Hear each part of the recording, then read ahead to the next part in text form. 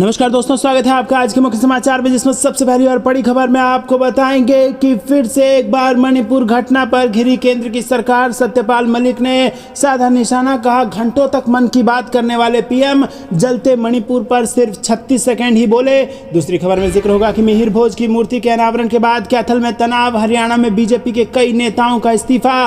तीसरी खबर में आपको बताएंगे कि मोदी सरनेम केस में अब 4 अगस्त को सुनवाई। सुप्रीम कोर्ट ने राहुल गांधी की याचिका पर गुजरात सरकार को भेज दिया है नोटिस। चौथी खबर में जिक्र होगा कि प्रियंका का पीएम मोदी पर हमला, कहा एक उद्योगपति रोज 1600 करोड़ रुपए कमा रहा है, किसान 27 रुपए का भी मोहताज है। और साथ ही साथ पांचवी खबर में आपको बताएंगे कि चिदम्बरम ने मणिपुर में राष्ट्रपति शासन का किया अनुरोध। दोस्तों, क्या है पूरी खबर आपको जरूर बताएंगे, लेकिन उससे पहले अगर आपको भी ऐसा लगता है कि 2024 में इंडिया की बन रही है सरकार, तो वीडियो को कीजिए लाइक और चैनल को सब्सक्राइब करके बेल आइकन दबाना मत भूलिएगा। और साथ ही साथ कमेंट में लिखिए जय हिंद। रुक करते हैं सबसे पहली और बड़ी खबर की तरफ।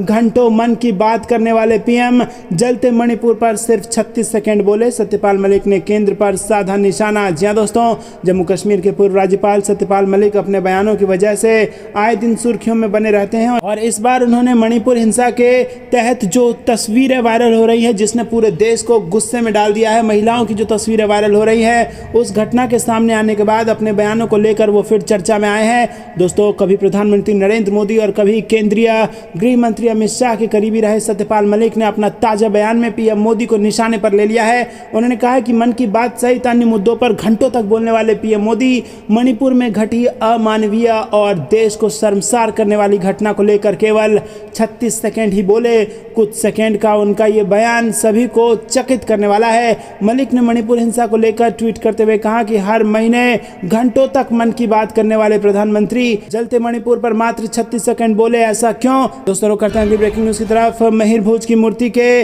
अनावरण के बाद कैथल में तनाव, हरियाणा में बीजेपी के कई नेताओं का इस्तीफा। जी हां दोस्तों, उत्तरी भारत पर शासन करने वाले 9वीं शताब्दी के शासक मिहिर भोज की मूर्ति के अनावरण को लेकर हरियाणा के कैथल में गुज्जर और राजपूत समुदाय के बीच तनाव व्याप्त हो गया है, और इस मामले को लेकर 3 पार्षदों समेत बीजेपी के 29 सदस्यों ने अपना विरोध दर्ज कराने के लिए इस्तीफा दे दिया है।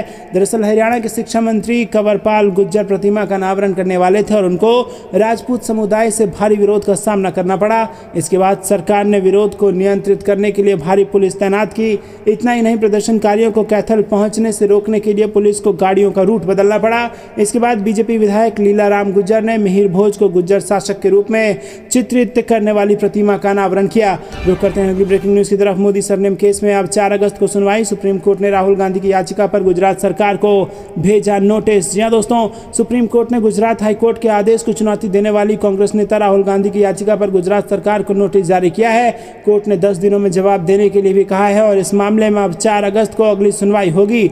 सुप्रीम कोर्ट ने याचिकाकर्ता पूर्णेश मोदी को भी नोटिस जारी किया है। हाईकोर्ट ने आपराधिक मानहानि मामले में उनकी सजा पर रोक लगाने से इनकार कर दिया था। सूरत की अदालत ने मोदी सरनेम पर विवादित टिप्पणी के लिए उन्हें 2 साल जेल की सजा सुनाई थी। आपको बता दें कि राहुल गांधी ने गुजरात हाईकोर्ट के 7 जुलाई के उस फैसले को चुनौती दी है, जिसमें कि कोर्ट ने दोष सिद्धि पर रोक लगाए जाने का अनुरोध करने वाली उनकी याचिका खारिज कर दी थी।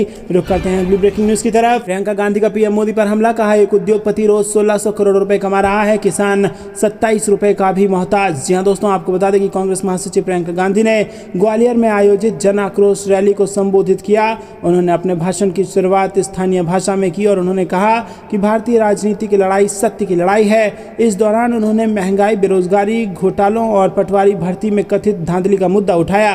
उन्होंने कहा कि प्रधानमंत्री जिस उद्योगपति को सारी संपत्ति सौंप दी है, वो एक दिन में 1600 करोड़ रुपए कमा रहा है, वहीं हमारी किसान एक दिन में 27 रुपए भी नहीं कमा पा रहे हैं। इस दौरान उन्होंने प्रधानमंत्री नरेंद्र मोदी पर भी हमला किया और उन्होंने कहा कि प्रधानमंत्री ने दिल्ली में आयोजित एक बैठक में देश के विपक्षी नेताओं और पार्टियों को चोर बता डाला।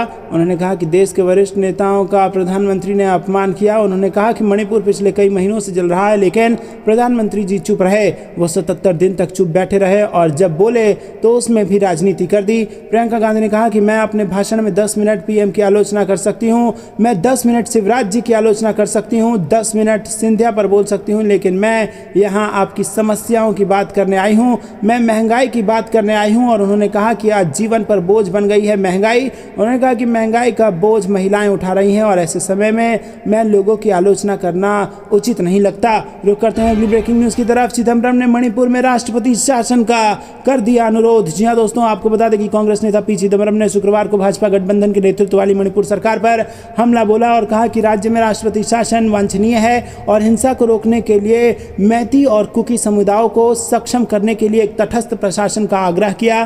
ट्वीट में कांग्रेस नेता ने कहा कि मणिपुर में मैती, कुकी और नागाओं को सभी द्वारा स्वीकृत कानून व्यवस्थाओं के तहत एक साथ रहना पड़ता है। प्रत्येक जातीय समूह को दूसरे समूह से शिकायत होती है, भले ही कौन सही या गलत है। अंततः तीनों समूहों को प्रत्येक आदेश से बात करनी चाहिए और एक सामाजिक और राजनीतिक समझौते पर पहुंचना चाहिए। चिदम्बरम ने यह भी कहा कि हिंसा के कारण सभी पक्षों ने बहुमूल्य जान गंवाई है और सभी पक्षों को नुकसान हुआ है, इसलिए सभी वर्गों को दोषारोपण बंद करना चाहिए और हिंसा को रोकने का संकल्प लेना चाहिए। उन्होंने आगे कहा कि मैती और कुकी को हिंसा रोकने और एक दूसरे से बात करने में सक्षम बनाने के लिए एक तटस्थ प्रशासन होना चाहिए। यही कारण है कि मैंने अनुरोध किया है कि राष्ट्रपति शासन वांछनीय है। दोस्तों, आपको बता दें कि समाचार एजेंसी ANI से बात करते हुए चिदम्बरम ने कहा कि वीरेंद्र सिंह से हर वर्ग का भरोसा उठ गया है। 3 मई के बाद वो 7 दिनों तक चुप रहे। उनका कहना है कि उन्हें 4 मई की घटना के बारे में तब पता चला जब वीडियो वायरल हो गया। इस सरकार को जाना चाहिए, अनुच्छेद 355 लागू होना चाहिए। परिणाम स्वरूप मणिपुर में राष्ट्रपति शासन लगाया जाना चाहिए। रुक करते हैं अगली ब्रेकिंग न्यूज की तरफ। बंगाल में आसान नहीं बीजेपी की राह, 18 से घटाकर 8 पर आ सकती है भगवा पार्टी। जी हां दोस्तों, आपको बता दें कि अगले साल होने वाले लोकसभा चुनाव को लेकर भारतीय जनता पार्टी ने 350 सीटों को जीतने का लक्ष्य रखा है। भगवा पार्टी तेलंगाना और केरल जैसे नए ठिकानों की तलाश कर रही है, जबकि पश्चिम बंगाल और त्रिपुरा जैसे राज्यों में अपनी स्थिति में सुधार करने की कोशिश कर रही है, जहां उसने 2029 में पहली बार अच्छा प्रदर्शन किया था। गृह मंत्री अमित शाह ने 2024 में बंगाल भाजपा के लिए 25 सीटें जीतने का लक्ष्य रखा है, लेकिन ममता बनर्जी के राज्य में इस लक्ष्य को पाना बहुत मुश्किल है। रुक करते हैं अगली ब्रेकिंग न्यूज की तरफ। राजस्थान में चुनाव समिति का ऐलान, गहलोत के करीबी डोटासरा होंगे कैप्टन, पायलट भी शामिल। जी हां दोस्तों, राजस्थान में आगामी विधानसभा चुनाव को लेकर तैयारियां तेज हो गई हैं। इसी क्रम में कांग्रेस की तरफ से बड़ा अपडेट सामने आया है। कांग्रेस की ओर से आगामी विधानसभा इलेक्शन के लिए कमेटी का ऐलान कर दिया गया है और कांग्रेस प्रदेश चुनाव समिति के चेयरमैन गहलोत के करीबी नेता और प्रदेश अध्यक्ष गोविंद सिंह डोटासरा को बनाया गया है। राजस्थान इलेक्शन 2023 के लिए बनाई गई कमेटी में कुल 29 सदस्य मौजूद हैं। प्रदेश कांग्रेस कमेटी की ओर से जारी की गई लिस्ट को देखकर यह साफ हो गया है कि राजस्थान में चुनाव अशोक गहलोत और गोविंद सिंह डोटासरा के नेतृत्व में होगा। वहीं दोस्तों बता दें कि प्रदेश चुनाव समिति में गहलोत सरकार के 15 मंत्रियों को जगह मिली है। इस समिति का chairman PCC chief Govind Singh Dotasra हैं और इसके साथ ही सदस्यों में मुख्यमंत्री अशोक गहलोत, कांग्रेस महासचिव भंवर जितेंद्र, सचिन पायलट, रघुवीर मीना समेत पूर्व नेता प्रतिपक्ष और कांग्रेस प्रवक्ता शामिल हैं। रुक करते हैं अगली ब्रेकिंग न्यूज की तरफ। मुख्यमंत्री शिवराज सिंह चौहान को काले झंडे क्यों दिखा रही है करनी सेना? जी हां दोस्तों, मध्य प्रदेश चुनाव में बीजेपी को बड़ा झटका। आपको बता दें कि मुख्यमंत्री शिवराज सिंह चौहान आम सभा और रोड शो सहित अन्य कार्यक्रमों में शामिल होने के लिए उज्जैन जिले के नागदा पहुंचे। नागदा में करनी सेना ने रोड शो के दौरान मुख्यमंत्री शिवराज सिंह चौहान को काले झंडे दिखाने की कोशिश की।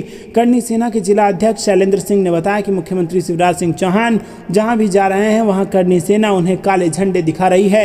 रुक करते हैं अगली ब्रेकिंग न्यूज की तरफ। कहां गया भाजपा का बेटी बचाओ का नारा? कब तक जलाई जाएंगी बेटियां? मणिपुर की घटना पर भड़की ममता बनर्जी। जी हां दोस्तों, आपको बता दें कि मणिपुर हिंसा में महिलाओं की जो तस्वीरें सामने आई हैं, जिसके बाद पूरे देश में इस वक्त गुस्सा है। संसद से लेकर सड़कों पर इस मुद्दे पर बवाल जारी है और इसी बीच पश्चिम बंगाल की मुख्यमंत्री ममता बनर्जी ने भी बीजेपी और PM मोदी पर निशाना साधा है। ममता ने पूछा है कि आपके बेटी बचाओ के नारे का अब क्या हो रहा है। उन्होंने कहा कि आप बंगाल में हिंसा को लेकर सवाल उठाते हैं, लेकिन आज पूरा देश जल रहा है। मणिपुर हिंसा का जिक्र करते हुए ममता ने कहा कि मैं PM मोदी से पूछना चाहती हूं कि क्या मणिपुर की घटना से आपको थोड़ा भी दुख नहीं हुआ?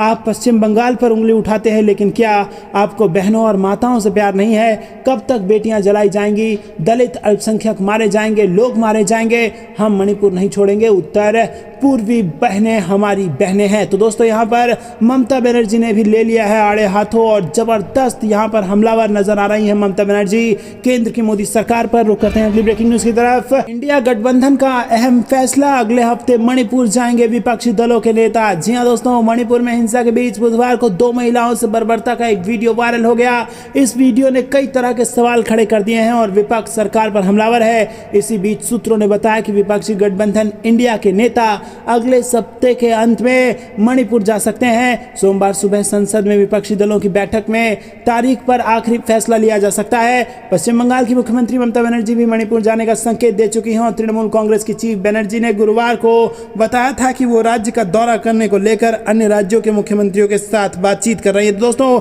आपको क्या कुछ लगता है कमेंट में जरूर बताइए। वीडियो को लाइक करना मत भूलिएगा और चैनल को जरूर सब्सक्राइब कीजिएगा। अभी के लिए इतना ही। जय हिंद, जय भारत।